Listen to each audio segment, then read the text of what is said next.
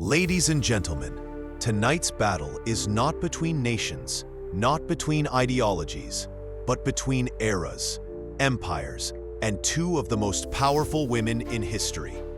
You asked, and we listened. One of our viewers wanted to see two queens go head-to-head. Queen Cleopatra VII of Egypt and Queen Elizabeth I of England. What does it truly take to be a queen when the world is ruled by men? This debate will be judged round by 3 language models and 1 final vote. Now, let's begin. What defined your reign? Power, survival, or legacy? My reign began not with ease, but betrayal. I was 18, cast aside by my own brother. I returned not with an army, but with intelligence, diplomacy, and a barge on the Nile.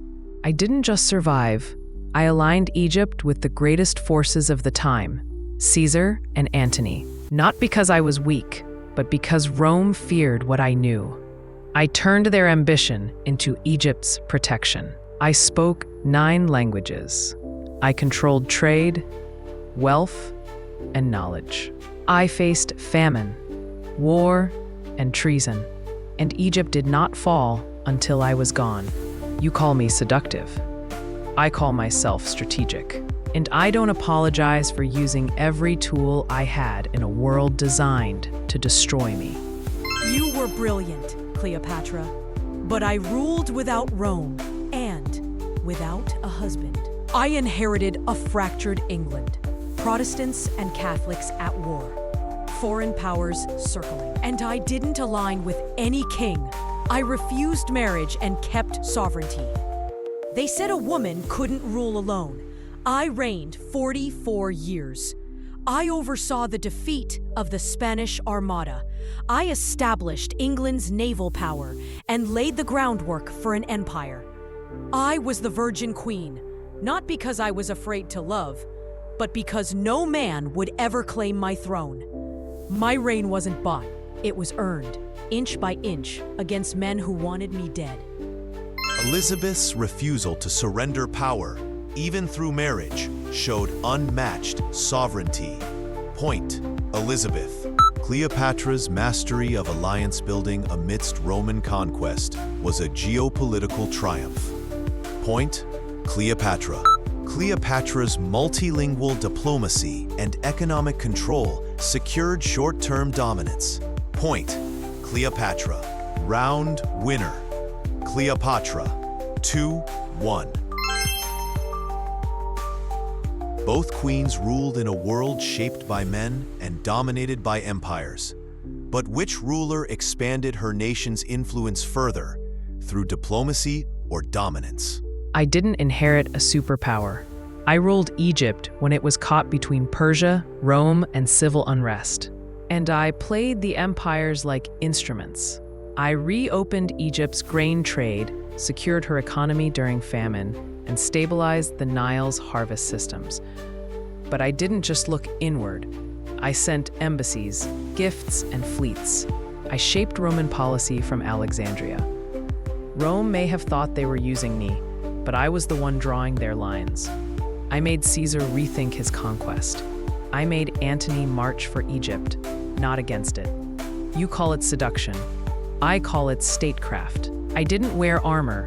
I wore ink, law, silk, and steel hidden behind smiles. Every alliance I made bought Egypt time, wealth, and survival, until Antony fell, and with him, so did Rome's last restraint. But by then, I had held Egypt's independence for nearly 2 decades, against all odds. You shaped Rome? I made England defy it. I didn't have legions at my borders. I had internal rebellion, a bankrupt crown, and a divided church. But I turned it around. I backed explorers like Drake and Raleigh. I established England's first global footholds. While Spain ruled the oceans, I broke their fleet, and England rose from island to empire. I mastered diplomacy with Scotland, France, the Dutch, and yes, I used flattery when swords weren't wise. But I didn't trade my throne for alliances. I turned England into a power by turning knowledge, language, and control of the seas into national weapons. You call me cautious? No, I was surgical. I reigned without conquest, and still, I planted England's flag in places you never imagined. While you defended a fading empire, I built the foundation of one. Elizabeth's strategic expansion without empire-level resources was masterful. Point: Elizabeth. Cleopatra's manipulation of Roman alliances and survival through shifting power plays was brilliant. Point: Cleopatra. Elizabeth turned a fragile kingdom into a maritime contender. Her reach outlasted her life. Point: Elizabeth.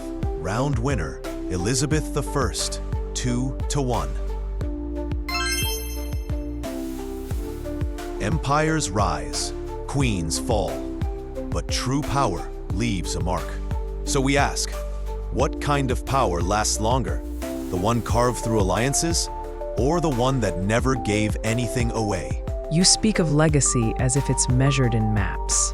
But power isn't in how long your empire stands, it's in how long your name survives.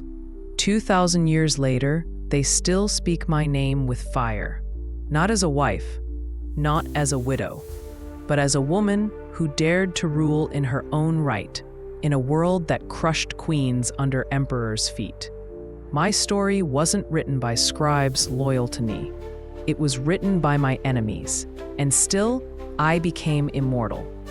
They called me manipulative because I outplayed their generals. They called me dangerous because I ruled with intellect, not apology. I turned every weapon they used against women, beauty, seduction, softness, into tools of war. And when the empire finally reached my doorstep, I chose how I would die. A Roman didn't kill me, I did. And that was my final act of sovereignty. Tell me, Elizabeth, what's more powerful than a queen who chose her own end? You chose your end. I chose to keep going. You died for a legacy. I lived to make mine inescapable. They said a woman couldn't rule. I ruled without a king. They said England would fall. I made it stand taller.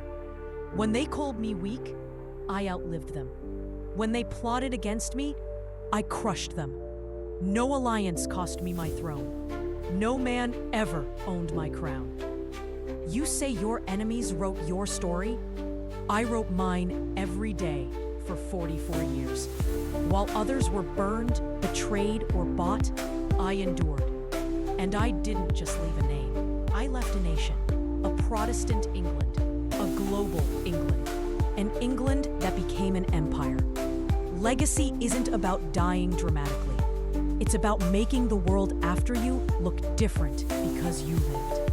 You were a flame, Cleopatra. I was the dawn that followed.